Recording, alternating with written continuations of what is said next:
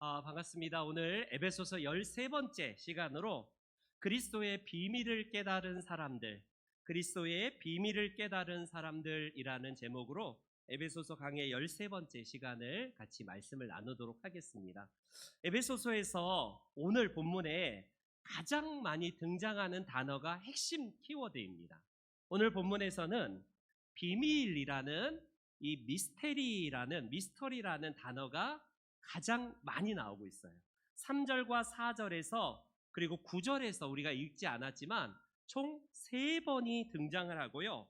에베소서 전체에서는요, 저 미스테리온이라는 헬라어 비밀이라는 단어가 총 몇 번이 나오냐면 6번이 등장을 합니다. 그리고 골로새서에서도 저 미스테리온이라는 헬라어가 등장을 하는데 저게 신비, 비밀이라는 뜻인데 저 단어가 골로새서에서도 바울 사도가 주로 사용하는 단어예요. 도대체 미스테리온이 도대체 뭘까? 영어로 하면 저게 파생된 단어가 미스터리, 우리가 잘 아는 미스터리가 저기서 파생이 됩니다. 미스테리온이 헬라어에서 이제 영어의 미스테리가 나오는데 우리말로 번역하자면 성경에는 신비 내지는 비밀이라는 단어로 번역이 됩니다. 여러분, 이 말은 또 다른 성경에는 경륜, 그리고 계시, 깨닫다, 알게 되다, 뭐 이런 단어로 번역이 되는 그런 단어예요. 다 모두 비밀과 관련된 단어가 이런 단어라고 할 수 있습니다. 여러분, 여기서 우리는요, 비밀은, 야, 너만 알고 있어, 비밀이야? 극소수의 사람만, 그 사람과 나만이 아는 게 보통 비밀이잖아요. 그런데 이거는 열려진 계시이고 열려진 비밀입니다. 그러니까 물론 예수님이 말씀하셨듯이 누구에게나 전해졌고 누구에게나 알려졌지만 어떤 이는 들어도 듣지 못하고 눈으로 보아도 깨닫지 못하고 보지도 못해요. 그런데 이거는 계시로서 우리에게 다 열려져 있기 때문에 누구나 마음이 어린아이처럼 우리가 깨끗하면 그 말씀의 계시가 들려지고 보여지는데 이걸 못 깨닫고 못 보는 거예요. 이게 참 안타까운 아니겠습니까? 하나님의 비밀 내지는 그리스도의 비밀이 우리 가운데에 주어졌다라는 것이 오늘 본문의 주요 골자의 말씀입니다. 여러분, 비밀의 정체는 1장 10절에 자세하게 밝히고 있는데 에베소서 1장에 이런 말씀이 있어요. 1장 10절 말씀입니다. 같이요. 시작.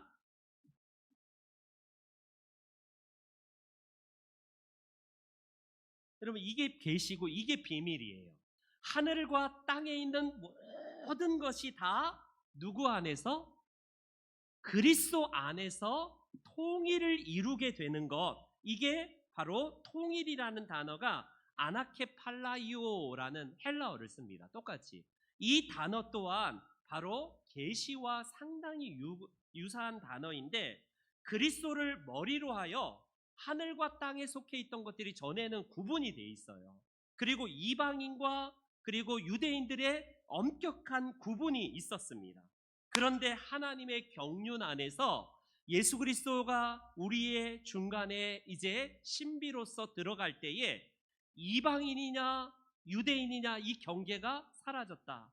하늘과 땅에 속한 모든 경계들이 그리스도 안에서 통일이 되었다라는 것이 계시이자 비밀이 열려진 우리 시대의 모습이라고 할 수 있습니다. 오늘 본문 말씀에는 더 구체적으로 3장에 들어와서 이 비밀, 이 계시, 이 신비가 무엇인가를 6절 말씀에 우리 마지막 절이었죠? 다시 한번 읽어볼게요. 시작.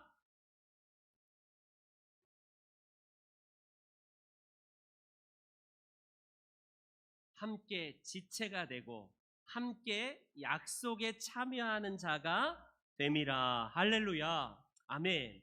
여러분, 이 말씀이 오늘 우리에게는요 복음이지만 유대인들에게는 굉장히 기분 나쁜 말씀입니다. 여러분, 한번 상상해 보세요. 지금이 만약에 신분제 사회예요. 나는 양반이고 대접받는 입장인데 내 이 집안에 있는 몸종이 어느 날 같이 그냥 뭐 맞다이를 하고 뭐 이게 신분의 경계가 없어지면 누가 제일 기분 나쁘고 불쾌할 거예요. 종이야 펄펄 뛰고 막 난리 나겠지만 상전과 양반인 이 상전은요 굉장히 기분 나쁠 거예요. 마찬가지로 유대인들은요, 저놈들은 지옥의 땔감, 이방인은 언약에서 제외된 사람들, 그러니 우리 안에 들어오지도 못하는 쌍것들, 이렇게 생각했는데 사도 바울은 에베소에서 들어와서 계속해서 그리스도 안에서 우리가 바로 함께 우사가 되고 상속자가 되고 함께 지체가 되고 함께 약속에 참여하는 자가 되었다라고 이렇게 말씀합니다. 누구 때문에?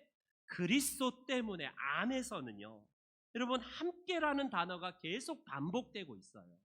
유대인들은 이 말씀이 싫어도 예수 그리스도의 사역이기 때문에 함께 지체가 되고 함께 상속자가 되고 함께 하나님 나라의 유업을 이을 그 약속에 참여하는 자가 되었다라는 사실을 받아들여야 돼요.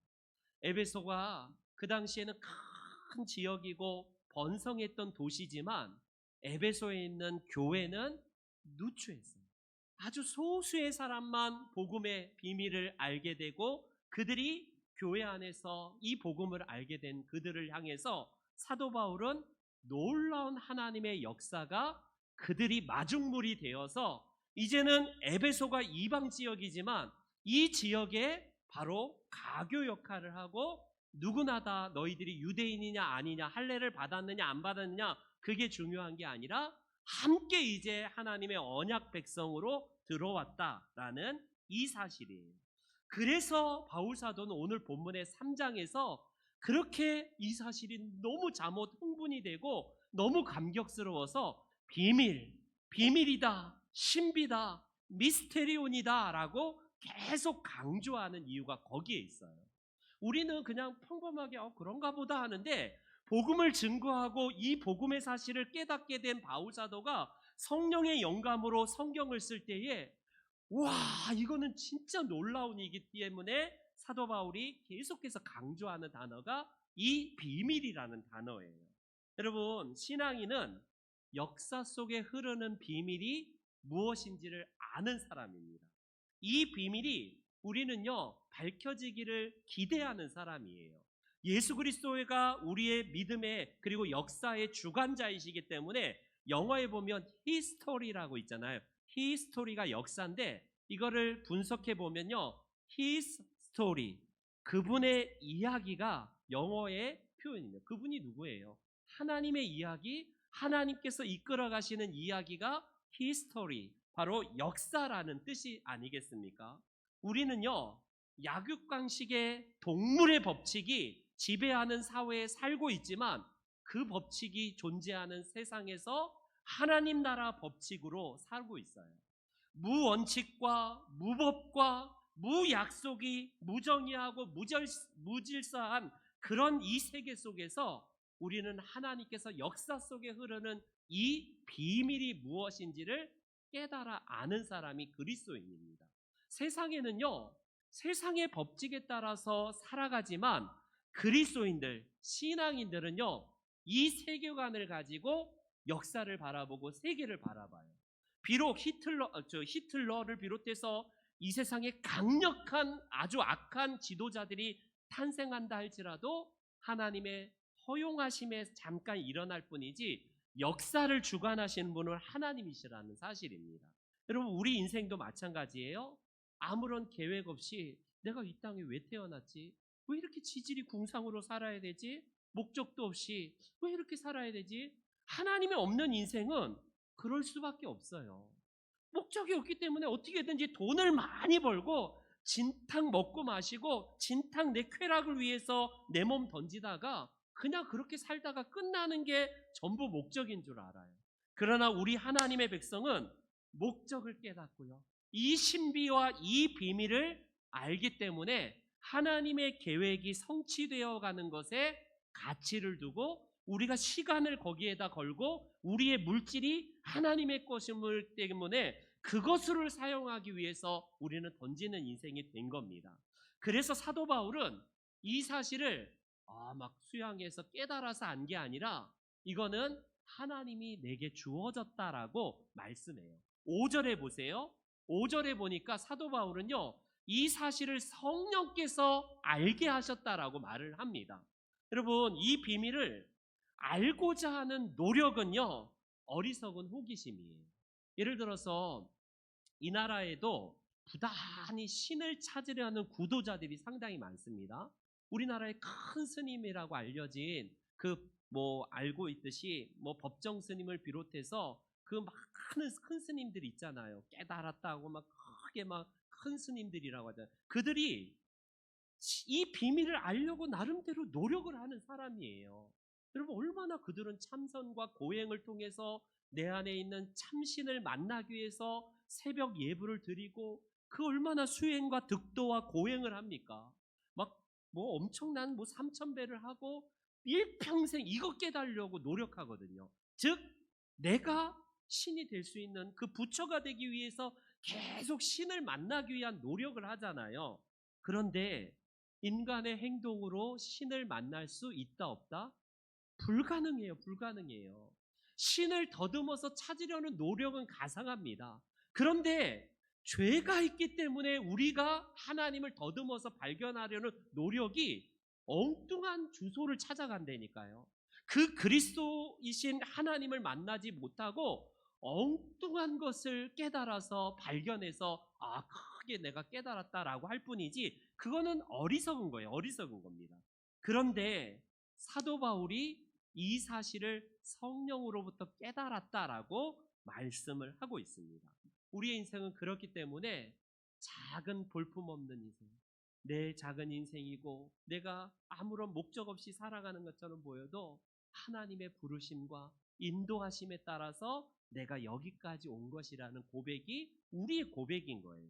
그래서 왜 사는지를 아는 사람, 이 니체가 이런 말을 했습니다. 목사님의 아들이지만 지독한 무신론자가 되었고 결국 하나님을 부정했던 저 니체가 결국에는 마지막에 정신병자가 되어서 참 안타까운 인생을 사는데, 우상의 황혼이라는 책에서 니체는 이런 말을 합니다.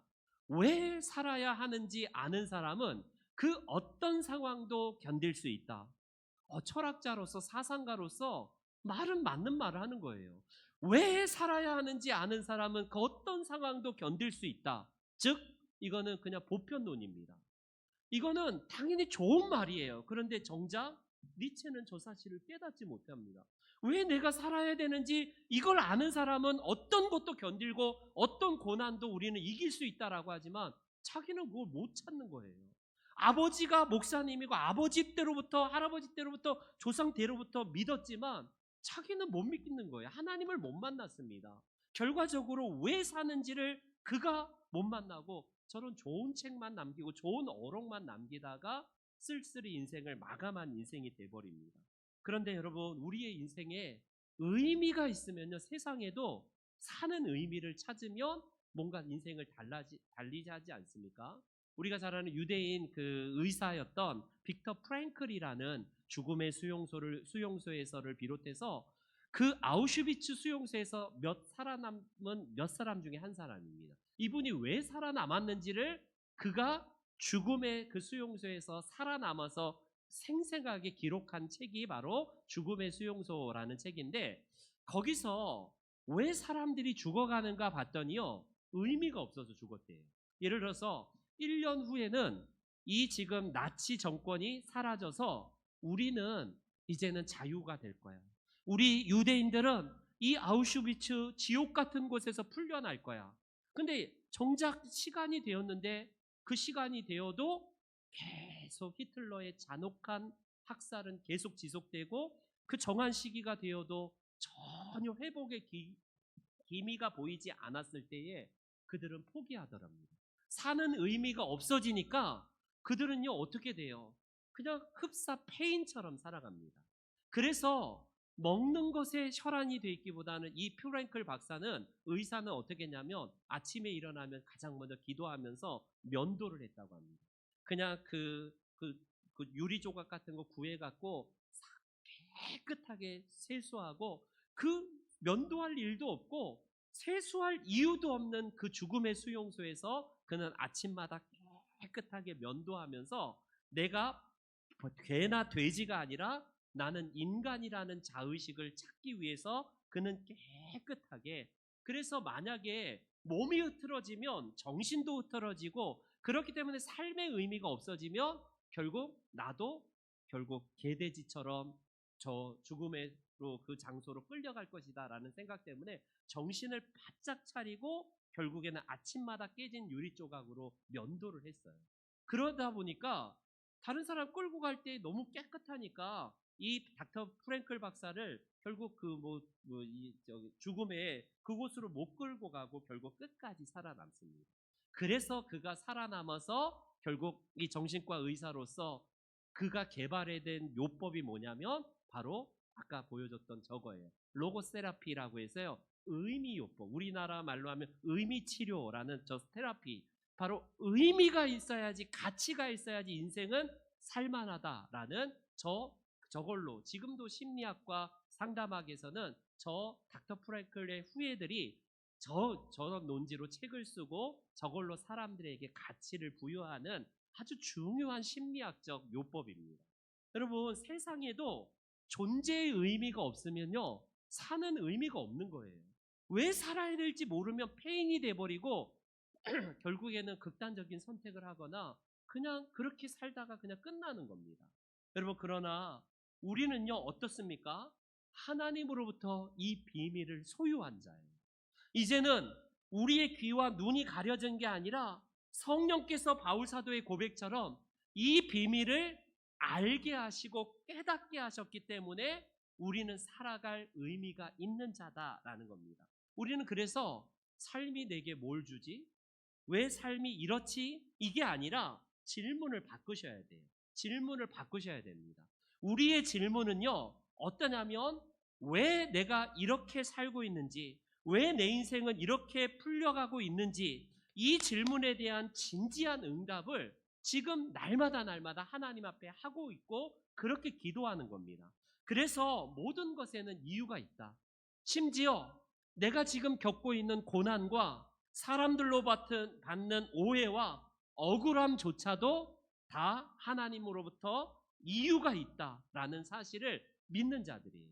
여러분, 장자의 철학을, 우리 중국의 사상이긴 하지만 이 장자가 무슨 말을 하냐면, 학의 다리가 길다고 볼품 없으니까 너 너무 길어, 반만 자르면 좋겠다, 그럼 딱 모양새가 좋겠다, 자르지 말래요. 오리의 다리가 너무 짧다고 오리의 다리를 늘릴 필요가 없다라는 장자의 사상이 있습니다. 저게 뭐냐면요, 바로 장자는요 그 모든 것에는 이유가 있다라는 것인데, 세상의 사상가들도 저런 얘기를 해요. 하물며 하나님의 백성에는요 중요한 비밀을 맡은 자고 비밀을 깨달은 자이기 때문에 이 비밀 때문에 우리는 살아가는 거예요. 그렇다고 여러분, 이 비밀이 이 땅에 완성된 것은 아닙니다. 완성으로 지향되어서 우리는 완성으로 가고 있는 중이다라는 사실을 믿는 자예요. 여러분, 그 당시 2000년 전에 에베소 교회에 이 편지를 쓴 사도 바울이 작은 공동체를 뭐 볼품이 있다고 이런 말을 쓸 수 있습니까? 그 당시에는 거대한 이 유럽의 중심인 로마의 교황청과 로마의 어떤 왕권이 강하게 자리해 있는 것이 그게 비밀이다라고 사람들은 생각하는데, 그런데 우리 바울 사도는요 비록 작은 볼품없는 교회, 몇 안 보이는 교인이지만 그들 가운데에 이 작은 비밀의 씨앗이 심겨졌기 때문에 하나님 나라가 이제 서서히 씨앗이 되어서 우리 예수님께서 우리 하나님 나라의 비유 가운데 이 겨자씨 비유도 했잖아요. 큰 나무가 되어서 그 나라가 이제 이 땅에 도래하는 것을 우리 예수님이 말씀하셨듯이 그거예요. 만물은 그리스도 안에서 통일되는 그날까지 계속 이 역사를 향해서 달려가고 있습니다. 어떤 이는 말해요. 2000년이 되면 이 나라에 결국에는 전쟁도 사라지고 모든 분쟁이 다 없어질 것이다. 이 말을 하자마자 어떤 일이 일어났습니까? 세계 1, 2차 대전이 일어나서 엄청난 이 지구상에 엄청난 일들이 일어났습니다. 그리고 나서 세계 사상가들과 유발 하라리를 비롯해서 굉장히 뛰어난 분석가들이 이 땅에 궁극적으로 미래의 희망찬 이야기를 할 때에 코로나가 터져버렸어요. 인간이 신의 위치까지 올라갔다 해서요, 호모 데우스라는 말까지 썼습니다. 인간은 그럴만해요.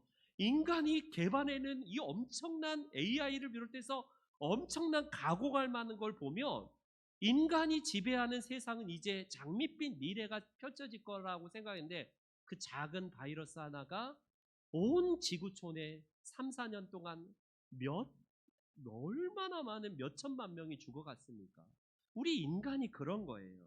그러나 결국 그리스도 안에서 만물이 통일되는 이것이 우리가 이 역사의 저변에 흐르는 하나님 나라라는 사실을 알기 때문에 비록 우리의 눈에는 볼품없고 비록 하나님의 나라가 왜 이렇게 더디지? 왜 악이 번성하지? 이렇게 보여도 그 밑에 하나님 나라의 의미, 이것을 우리는 찾아가는 중이 바로 우리 그리스도인의 삶입니다.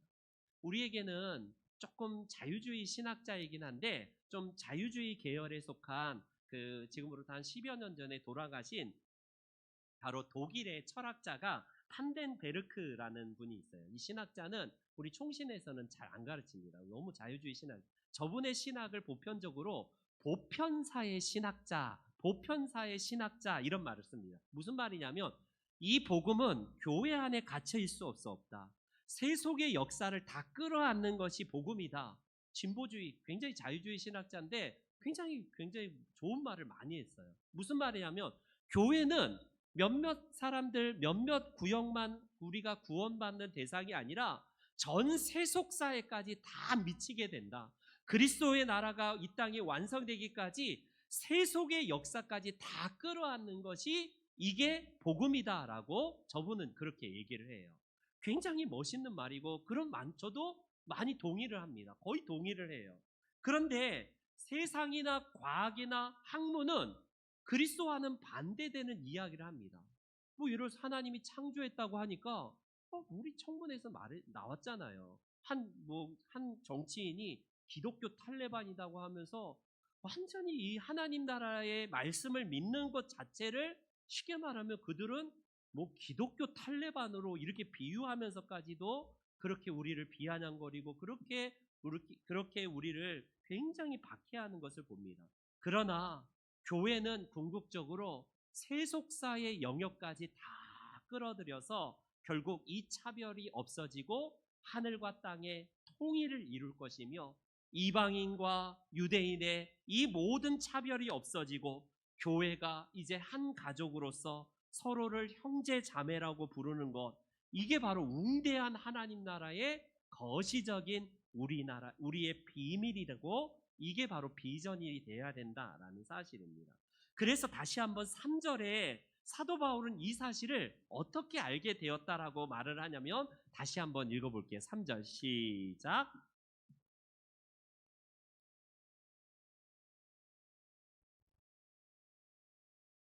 여러분, 여기서 계시로 내게 비밀을 알게 하셨다라는 사실입니다. 계시라는 단어를 써요. 여기서 계시, 이 비밀, 이런 단어가 나오고 있는데요. 비밀이라는 것은 이게 덮어져 있는 거예요. 쉽게 말하면 여기 침 튀기지 말라고 이렇게 딱 덮어 놓습니다. 덮어진 거가, 이거는 비밀이에요. 비밀인데 이거를요 벗겨버리면 이게 보여집니다. 이게 실체가 보이는 거예요. 수건으로 덮어놨던 것을 우리는 못 봤어요. 이 실체가 뭔지도 모르고 이게 비밀인지도 몰랐는데 어느 날 성령께서 내 눈꺼풀에 콩깍지와 눈꺼풀에 이 꺼풀을 벗겨주니까 이 비밀이 밝히 보여지고요, 들리고 이 사실을 알게 되었다라고 사도 바울은 그렇게 고백을 합니다. 여러분, 이 비밀이 어떤 스승으로부터, 그가 율법의 굉장한 대가이잖아요. 그의 가말리엘이라는 위대한 율법의 스승으로부터 내가 이 사실을 배웠다가 아닙니다. 내가 노력하고 깨달았기 위해서 참선을 하고 내가 40일 금식을 5번 했더니 내게 알려줬다가 아니라 성령께서 내게 알려주시고 깨닫게 하셨대요. 그리스도께서 어느 날 내게 오셔서 전적인 하나님의 은혜로 율법으로 내가 보려고 했던 것이 아니라 율법이 아닌 그리스도의 은혜로 이 사실이 벗겨지고 보여지는 것을 내게로 알게 해주셨다라는 사실입니다. 여러분, 성경이 우리가 똑같이 보는데 왜 똑같이 보는데 이 속에서 어떤 이는 그리스도를 만나고 어떤 이는 그리스도가 완전히 말도 안 되는 허무맹랑한 것으로 보일까요? 계시가 보여지는 거예요. 2000년 전에 예수님이 나를 위해서 십자가에 흘려 죽으셨다는 게 이게 계시가 내게 보여지기 위해서 성령께서 내게 깨닫게 해주셨기 때문에 믿어지는 거예요. 여러분, 2000년 전에 그 예수님을 나는 한 번도 본 적은 없는데 그분을 알게 하고 그분을 깨닫게 하고 내 안에 있는 이 죄를 예수님을 통하여서 대속하신 것이 믿어지는 게 이게 바로 성령의 사역이다라는 사실입니다. 그래서 역사는 항상 하나님이 내게 찾아오셔서 이것을 벗겨주셔야지 내가 보고 알는 거예요. 아무리 인간적인 노력으로 내가 공부를 해서 내가 참선을 해서 고행을 해서 이걸 보겠다? 못 보는 거예요. 평생 성철 스님 같은 경우도 면벽수도를 몇십 년 동안 했다잖아요. 드러눕지 않고 벽을 하면서 계속 부처가 되기 위해서 깨닫기 위해서 깨닫지만 안 보이는 거야. 안 보여. 마지막에 깨달은 게 그거라고 하지 않나요? 내가 엄청난 큰 죄인이다. 우리는 그 처음부터 시작이 내가 죄로 인해서 나는 죄인이구나. 이 사실이 우리는 그리스도로 인하여서 알게 되잖아요. 근데 마지막에 깨달았는데 죄인이라는 걸 깨달았지만 죄를 어떻게 내가 어떻게 깨끗해지지? 이걸 못 깨닫는 거예요. 그렇기 때문에 우리는요, 어떤 것도 아닌 그리스도께서 내게 찾아오셔서 계시를 보여주신 거예요. 지금 여기 빛이 저 조명이 탁 켜지는 순간에 이 원고도 보이고 여러분들의 얼굴도 보입니다. 근데 이게 불이 탁 꺼지면 컴컴해갖고 아무것도 안 보여요. 칠흑 같은 어둠이라고 하잖아요. 아무것도 안 보여요. 성령이 조명을 탁 켜주니까 내가 성경을 볼 때에 내가 믿는 바를 알게 하시고 보여주시는 것이 오늘 사도 바울에 의하면 우리 성령께서 내게 알게 하신 사역이다. 내가 인간이 찾아 노력해서 구도자로서 신을 만나는 것이 아니라 하나님이신 그분이 죄인인 나에게 찾아오셔서 내게 이 모든 것들을 알려주셨다라고 성경은 말합니다. 그런 면에서 우리는요, 그리스도의 철저한 하나님의 철저한 계시에 의해서 우리는 알게 돼요. 그러면 하나님이 알아서 하니까 내 노력은 그냥 필요 없는가? 그리스도께서 벗겨주시고 알게 하신 이후에는 그때 이제 우리의 노력이 필요합니다. 그때 이제는 신비구나, 이 사실이 놀랍구나 라고 하면서 그때 내가 하나님을 사랑하는 마음으로 내가 이때부터 시작인 거예요. 그리스도께서 벗겨주시고 알게 하셨고 깨닫게 하셨다면 그런가 보다, 계속 그냥 깨닫게 해주시고 알게 해주세요가 아니라 인간의 노력이 지금부터 이제 시작이 되는 겁니다. 그리스도께서 다 알게 하셨지만 우리 하나님께서 우리의 노력을 불필요하다고 말하지 않습니다. 흔히 우리가 잘 아는 우리 토마스 에디슨의 유명한 명구가 있어요. 어떤 말을 했습니까? 토마스 에디슨이 우리에게 잘 알려진 이런 말을 했습니다. 천재는 1%의 뭐다고요? 1%의 영감과 99%의 노력으로 이루어진다라는 말을 합니다. 우리가 보통 알고 있는 천재는 99% 노력이지 그냥 1%의 영감이 아니라 이게 바로 우리들의 이 모습이다. 근데 에디슨의 메모라는 책의 저자인 저 말에 가즈유키라는 일본 사람이 에디슨의 학자인데 에디슨의 연구가인데 저분의 책이 에디슨의 메모라는 책에서 뭐라고 하냐면 1%의 영감과 99%의 노력이다. 이걸 잘못 알려졌대요. 뭐라고 하냐면 1%의 영감을 위해서 99%의 온갖 노력을 기울여야 한다라는 원래 저 말의 뜻이 에디슨이 말할 뜻이 저거랍니다. 물론 노력을 다하라라는 의미가 담겨져 있는 말이긴 하지만 노력 갖고는 안 돼요.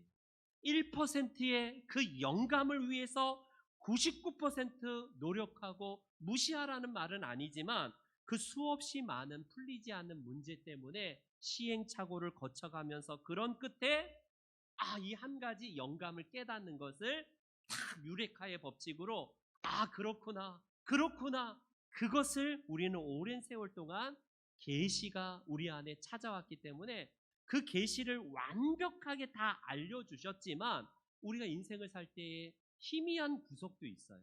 지금은 거울과 거울굴로 보는 것처럼 뭔가가 아직 확실히 풀리지 않은 것도 있습니다. 왜 이 고난이 왔지? 고난은 유익이라고 하지만 정작 그게 내 문제면 힘들 때도 있는 거예요. 그럴 때에 계시를 열어주신 주님 앞에 씨름하면서 이 문제를 풀어가는 게 우리의 지금 이 땅에서의 우리의 모습이라고 할 수 있습니다. 이제 결론을 맺을게요. 사도 바울은 이 계시를 자기 혼자만 받고 끝났다가 아니에요.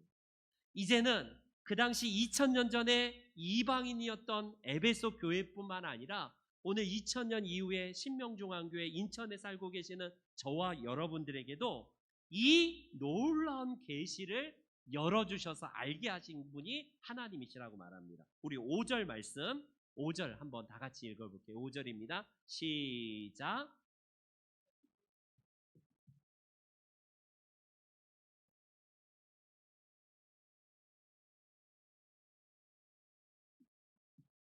구약시대나 그 시대에는 소수의 몇몇 사람들이었지만 이제는 그의 거룩한 사도들과 사도들에게 성지자들에게 성령으로 나타나신 것 같이 이제는 신약시대를 살아가고 있는 우리에게는요, 소수의 몇몇 사람들, 제사장 몇몇, 선지자들 몇몇 사람이 아니라 누구나 성령 시대를 살아가는 오늘 우리에게는 이 비밀을 다 알려주셨고 깨닫게 하셨다라는 사실입니다. 천목사처럼 신학교 가서 목사 수업을 받고 목회자 과정을 거치는 사람만이 아니라 누구나 다 하나님께서 이 선지자와 사도들에게 의해서 쓰여진 이 책, 즉 성경을 통하여서 깨닫게 하셨다라는 사실로 말씀을 합니다. 여러분, 우리가 잘 아는, 제가 옛날에도 한번 몇 번 말씀드린 바가 있는데 플라톤이 이런 비유를 합니다. 동굴의 비유를 설명하는데 인간은 원래 저 동굴에서 실체를 못 보고 이 벽에, 컴컴한 벽에 그 바깥에서 들어오는 그림자만 보고 저게 실체구나, 저게 실체구나, 실체가 아님에도 불구하고 비춰진 그림자로 실체로 착각하고 살아간대요. 대부분의 사람들은. 그래서 동굴 바깥으로 나와야지만이 실체가 보이고 이게 햇빛에 의해서 비춰진 그림자라는 사실을 깨닫게 되는데 동굴 안에만 갇혀있는 사람들은 실체가 저거구나 라고 한대. 근데 어느 날 몇몇 사람들이 동굴 밖으로 나가니까 그동안 동굴에서 보여졌던 건 그림자고 실체가 아니고 허상이고 실체는 이 바깥에 있다는, 이 바깥에 이데아의 세상에 있다는 사실을 그가 철학자로서 이 플라톤이 이야기를 합니다. 즉 실체는 동굴 안에 있는 게 아니라 저 바깥에 있는 실체의 그림자의 일뿐이구나, 저 실체라고 믿었던 것들이. 여러분, 결국 이 플라톤이 이야기하고자 하는 것은 뭐냐면 바로 이데아의 세계와 이 세상의 이 세계를 대비하면서 이걸 깨닫는 사람이 철학자다. 이게 소수의 사람들인 철학자들만이 이 사실을 깨달았다라고 이야기를 합니다. 그런데 이걸 우리 신앙으로 우리 접목해 볼게요. 저와 여러분들은 세상에는 여전히 그림자만 보면서 돈이 최고야, 비춰진 이 세상의 쾌락이 최고야, 이 땅에 멋진 자동차 타고 멋들어지게 살고 아파트에 그냥 멋지게 사는 게 최고야, 비춰진 그림자만 보면서 그게 최고야 라고 하는데 우리는요, 실체이신 예수 그리스도의 비밀을 보니까요, 그게 최고가 아니고 그게 전부가 아니라는 사실을 알게 된 사람이라고 할 수 있습니다. 이게 플라톤은 철학자들로 접목을 시켰지만 우리는 그리스도 안에서 이 비밀을 알게 된 사람들이에요. 그래서 우리가 바로 동굴 안의 사람이 아니라 동굴 바깥에서 이 계시를 알게 된 사람입니다. 그래서 사도 바울은 다른 그 로마서에서 이런 말씀합니다. 아름답도다 좋은 소식을 전하는 자들의 발이여. 우리가 이 사실을 안다면요, 내가 이걸 깨달았어, 나 혼자만 아는 게 아니라 이 사실의 비밀을 이제는 전하는 자들이고 알리는 자들이 되어야 된다. 그래서 에베소서가 옥중서신, 감옥 안에서 기록된 서신이거든요. 그가 옥에 갇힌 이유를요, 내가 억울한 모함 때문에, 얘 유대인들 때문에 나 이곳에 갇혔다. 나 억울해. 여러분 이렇게 기록해도 돼요. 사도 바울 입장에서는 진짜 억울하게 감옥에 갇히고 로마의 감옥에 갇히고 막 이렇게 막 핍박당해서 나 저놈들 때문에 괜히 이곳에 갇혔다라고 하는데, 사도 바울은 이 신비를 뭐라고 설명합니까? 옥중에 갇혔어도, 한번 오늘 본문 3장 1절이에요. 시작.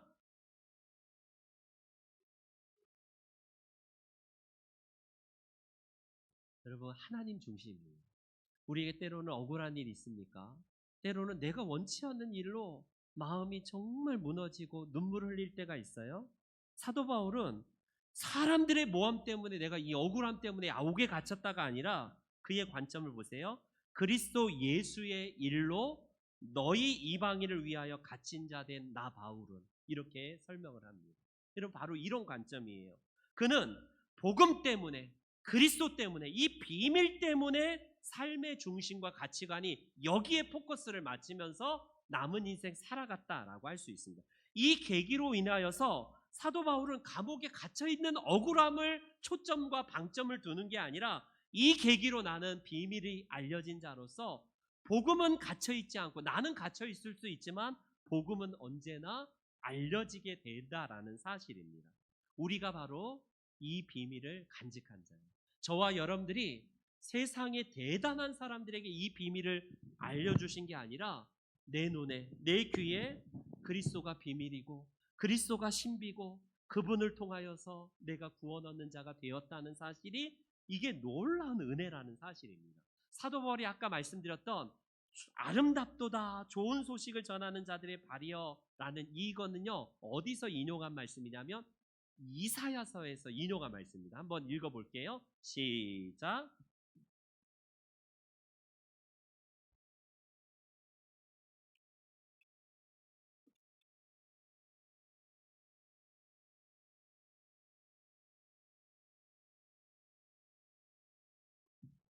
구약의 이사야 선지자가 어떤 사람이었습니까? 어떤 시대에 살았어요? 저 말씀은 바벨론 포로 끌려갔을 때에 하나님으로부터 받은 말씀입니다.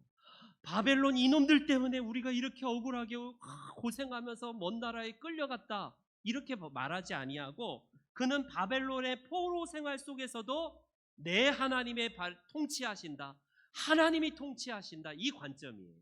여러분 지금 우리가 당하는 고난, 우리가 지금 이 세상에서 겪는 것들은 비록 하나님의 나라에서 볼 때는 왜 이렇지? 왜 이렇지? 이런 것일 수 있습니다. 그러나 큰 관점은 역사의 저변에 흘러가는 하나님 나라의 관점, 그리스도 안에서 통일되는 그날이 있을 것이다, 이것을 향해서 완성되어 간다라는 사실을 믿기 때문에, 사도 바울도 감옥 안에서 있다는 걸 찍지 않고 예수 그리스도의 일이다, 이사야 선지자도 저 바벨론 오랑캐 놈들 때문에 내가 여기 끌려왔다가 아니라 하나님이 통치하신다, 하나님이 통치하신다, 이 관점이었습니다. 저와 여러분들이 꿈꾸는 미래는 막 GNP가 올라가고 GDP가 올라가고 막 돈이 많이 벌리고 경제가 활황한다는 것, 그게 물론 하나님 나라일 수 있지만, 하나님 나라는 어찌 보면 무너질 수 있어요.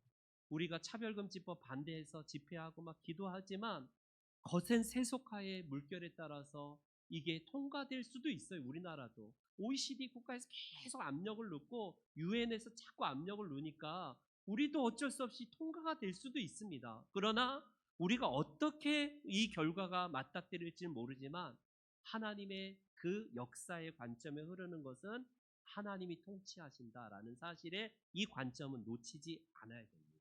내가 볼 때에 이거 뭐야?